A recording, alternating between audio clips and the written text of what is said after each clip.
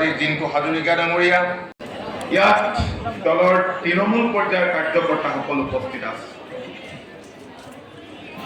মই দেখিছোঁ যে শক্তি কেন্দ্ৰৰ ইনচাৰ্জেই হওক, বুথৰ দায়িত্বত থকাসকলেই হওক, পৃষ্ঠা প্ৰমুখৰ দায়িত্বত থকাসকলেই হওক, একোৱে যে আপোনালোকে হৈছে ভাৰতীয় জনতা পাৰ্টীৰ শক্তিৰ আধাৰ। কাৰণ আপোনালোক তৃণমূলত আছে। তৃণমূল পৰ্যায়ৰ কাৰ্যকৰ্তাসকলে হৈছে এই দলটোৰ শক্তিৰ আধাৰ। আজি আপোনালোকে ভোটাৰ তালিকাৰ পৃষ্ঠাবিলাক ইয়াত লৈ আহিছে। আপোনালোকে যোৱা দিনকেইটাত আমাৰ মৰমৰ প্ৰাৰ্থী, মিত্ৰজোঁটৰ প্ৰাৰ্থী বিকাশ শইকীয়াৰ বাবে কাম কৰি আছে। মই আপোনালোকক বিনয়েৰে অনুৰোধ জনাইছোঁ যে আপোনালোকে প্ৰত্যেকেই নিজকে বিকাশ শইকীয়া বুলি ভাবি পেলাই আগন্তুক নিৰ্বাচনী যুঁজত নামিব।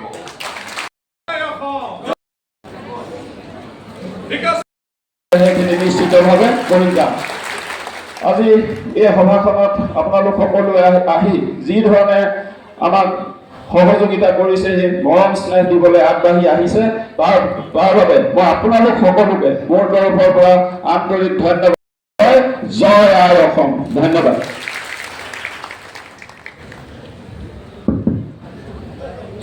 আমাৰ NDA পাৰ্টি বিকাশ শইকীয়া ডাঙৰীয়ালৈ ধন্যবাদ থাকিল।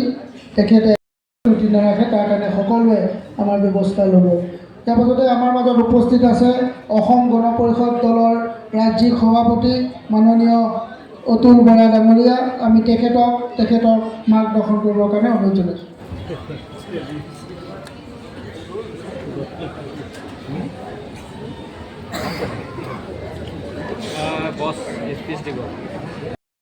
বিকাশ শইকীয়া। বন্ধুসকল, বান্ধৱীসকল, আপোনালোকে জানে যে অসম গণ পৰিষদ দল এটা আঞ্চলিক ৰাজনৈতিক দল আৰু বিজেপি হৈছে এটা ৰাষ্ট্ৰীয় ৰাজনৈতিক দল। অসম আন্দোলনত সেই সময়ৰ ভাৰতীয় জনতা পাৰ্টীৰ নেতা অটল বিহাৰী বাজপেয়ী ডাঙৰীয়াই আৰু লগতে বহু কাৰ্যকৰ্তাই আহি আন্দোলনটো জীপাল কৰিছিল। বাহিৰৰ পৰা ভিতৰৰ পৰা পূৰ্ণ সমৰ্থন জনাইছিল। আমি ইছ্যু ভিত্তিক যোৱা সময়ছোৱাত বুজাবুজিৰ মাজেৰে যিকোনো নিৰ্বাচনৰ মুখামুখি হৈছোঁ। 2016 চনত অসম গণ পৰিষদ দল ভাৰতীয় জনতা পাৰ্টীৰ লগত পুনৰ মিত্ৰতা থাকে। নিৰ্বাচনত আমি অৱতীৰ্ণ হওঁ ঐক্যবদ্ধভাৱে, এৰা ধৰাৰ মাজেৰে। 21 চনতো আমি অৱতীৰ্ণ হওঁ আৰু বৰ্তমান আমাৰ দল ভাৰতীয় জনতা পাৰ্টীৰ নেতৃত্বাধীন মিত্ৰজোঁট চৰকাৰৰ অংশীদাৰ। কেতিয়াবা বুজা পৰা কৰিলে এৰা ধৰা কৰিবলগীয়া হয়। আজি আপোনালোকে জানে যে ডিলিমিটেশ্যনৰ পিছত এই দেৰগাঁও এটা বিশাল অংশ তিয়ক সমষ্টিৰ অন্তৰ্ভুক্ত হ'ল। 13খন পঞ্চায়ত দেৰগাঁও সমষ্টিৰ তিয়ক সমষ্টিত অন্তৰ্ভুক্ত হ'ল। পূৰ্বৰ তিয়ক সমষ্টিৰ 5খন পঞ্চায়ত আৰু পৌৰসভা এলেকাটো থাকিল। তিয়কৰ এটা বিশাল পাৰ্ট মৰিয়নিত অন্তৰ্ভুক্ত হ'ল। যোৰহাট সমষ্টিৰ সম্ভৱতঃ 7খন পঞ্চায়ত তিয়কত আহিল। এটা নতুন সমষ্টি। এই নতুন সমষ্টিত প্ৰথমবাৰৰ কাৰণে আমি বিধানসভা নিৰ্বাচনৰ মুখামুখি হওঁ। অসম গণ পৰিষদ দলৰ ভিতৰতো কেইবাগৰাকীও প্ৰাৰ্থিত্ব প্ৰয়াসী আছিল। পৌৰপ্ৰাণ ধৰা বহি আছে। পৌৰবোৰ মুখলৈ মই চাইছোঁ, মোক বেয়া পাই আছে নেকি বুলি পেলাই। পিছে একদম দিল খুলি তেওঁ লাগিছে, কৈছে সেইপিনে জিতু বুঢ়াগোহাঁই বহি আছে, যুৱ কাৰ্যকৰ্তা জিতু লাগিছে, আমাৰ ঈশ্বৰ আন্তৰিকাও আছে, নিশ্চয়, বা আমাৰ শান্তনু পূজাৰী ডাঙৰীয়াও আছে। শান্তনু একদম ভাতৃপতি। ৰাণা গোস্বামী ডাঙৰীয়াও আছিল। এতিয়া কথা হ'ল যে আমি বুজাবুজিৰ মাজেৰে বিভিন্ন দিশ চাই মই আশা কৰিম আমি জিকিলেহে আমাৰ চৰকাৰ হ'ব। আমি জিকিলেহে হিমন্ত বিশ্ব শৰ্মা ডাঙৰীয়াৰ হাত শক্তিশালী হ'ব। আমি জিকিলেহে নৰেন্দ্ৰ মোদী ডাঙৰীয়াৰ হাত শক্তিশালী হ'ব। গতিকে পোৱা নোপোৱাৰ বেদনা বা এই গোটেই কথাবিলাকক লৈ আমি কেতিয়াও নিৰ্বাচনত অৱতীৰ্ণ নহওঁ। গতিকে বুজা পৰাৰ মাজেৰে আমি আগন্তুক নিৰ্বাচনত অৱতীৰ্ণ হ'বলৈ নিৰ্বাচনী যুঁজত আমি নামিছোঁ। মোৰ দৃঢ় বিশ্বাস বিপুল ভোটত কেওটা দলৰ যৌথ প্ৰচেষ্টাত ইয়াত সন্মিলিত গণশক্তি অসমো আছে। এটা অঞ্চলত তেওঁলোকৰো শুভাকাংক্ষী কাৰ্যকৰ্তা আছে। গতিকে আমাৰ মিলিত প্ৰচেষ্টাত আমি এই সমষ্টিটোত জয়লাভ কৰিব লাগিব। আৰু মই আগতে কৈছোঁ যে আপোনালোকে হৈছে দলটোৰ শক্তিৰ আধাৰ। আজি ইয়াত দুটা মণ্ডল আছে, খঙিয়া মণ্ডল আৰু ঢেকৰগড়া মণ্ডল। ঢেকৰগড়া মণ্ডলৰ সভাপতি কুশল পেগু আৰু সম্পাদকদ্বয় ইয়াত আছে। গতিকে এই দুটা মণ্ডলৰ পিছত পবিত্ৰ মাৰ্ঘেৰিটা ডাঙৰীয়াই কৈছে যে আৰু দুটা মণ্ডল আছে, ইয়াত 4টা মণ্ডল। গতিকে সেই মণ্ডলৰ কাৰ্যকৰ্তাসকলৰ লগতো মিলিত হ'ব।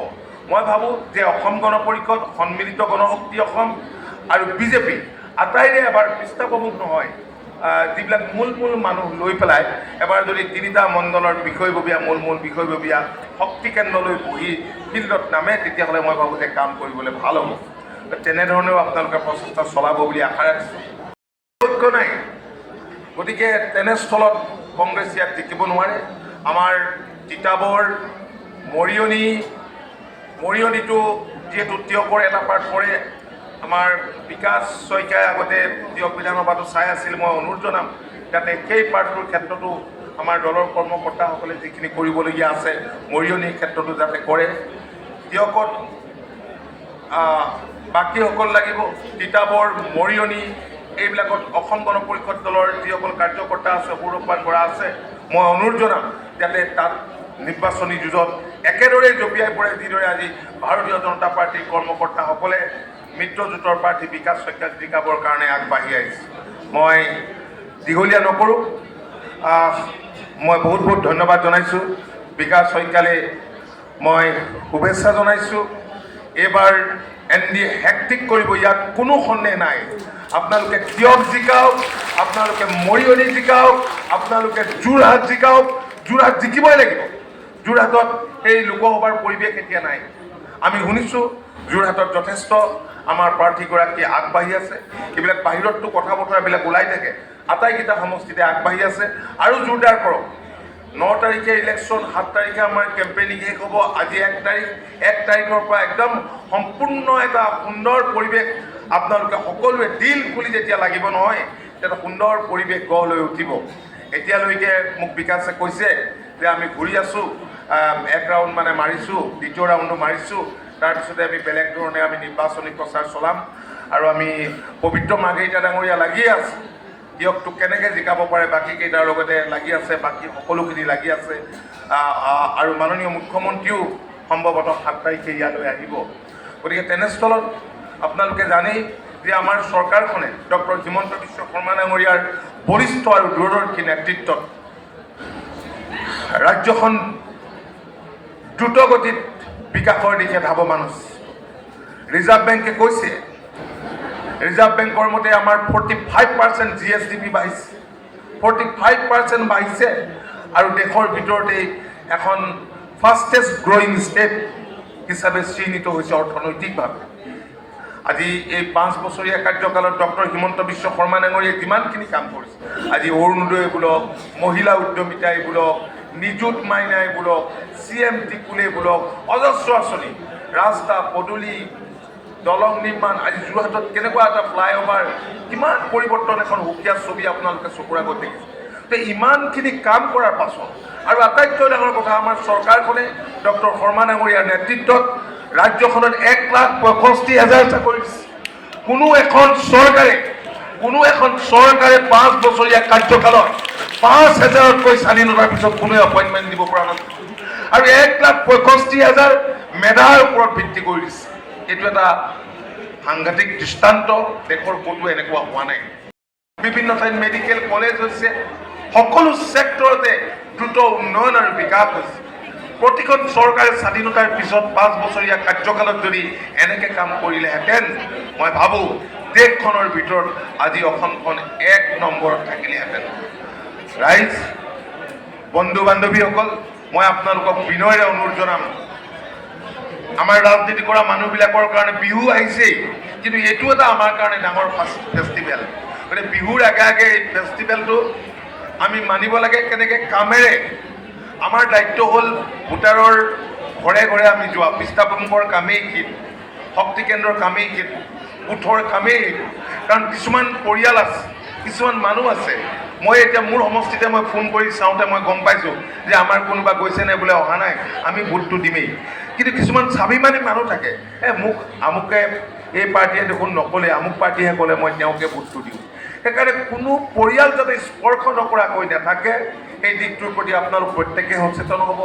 শান্তনু পূজাৰী ডাঙৰীয়াই সুন্দৰকৈ বুজাই দিছে আৰু সকলোৱে হাত মুঠি মাৰি আগলৈ কৰি আপোনালোকে সংকল্প লৈছে কি কৰিম। গতিকে সেই সংকল্পৰে দিল খুলি আপোনালোকে আগবাঢ়ক। মই ভাবোঁ যে আমি বিপুল ভোটত আমাৰ মিত্ৰজোঁটক পাৰ্টীগৰাকীক ইয়াৰ পৰা জয় কৰাই লৈ যাব পাৰিম। মই সেই আশা ৰাখিলোঁ। আজি কোনো ৰাজহুৱা সভা নহয়, আপোনালোকক লগ পাবলৈকে আহিলোঁ। যেতিয়া বুথ সন্মিলন আছে বুলি ক'লে আপোনালোকেই দলটোৰ যিহেতু শক্তিৰ আধাৰ, আপোনালোকেই এটা পৰিৱেশ সৃষ্টি কৰিব পাৰে। নেপোলিয়ন বোনাপাৰ্টে কৈছিল যে চাৰ্কামষ্টেঞ্চ, আই মেক চাৰ্কামষ্টেঞ্চ। মই বিজেপি কৰ্মকৰ্তাসকলৰ দেহত মনত তেনেকুৱা এটা দৃষ্টিভংগী মই দেখা পাওঁ। পৰিৱেশ মই সৃষ্টি কৰোঁ। গতিকে তেনেধৰণে আপোনালোকে আগবাঢ়ক, জয় নিশ্চিত। ধন্যবাদ। জয় আই অসম, ভাৰত মাতা কি জয়। ধন্যবাদ।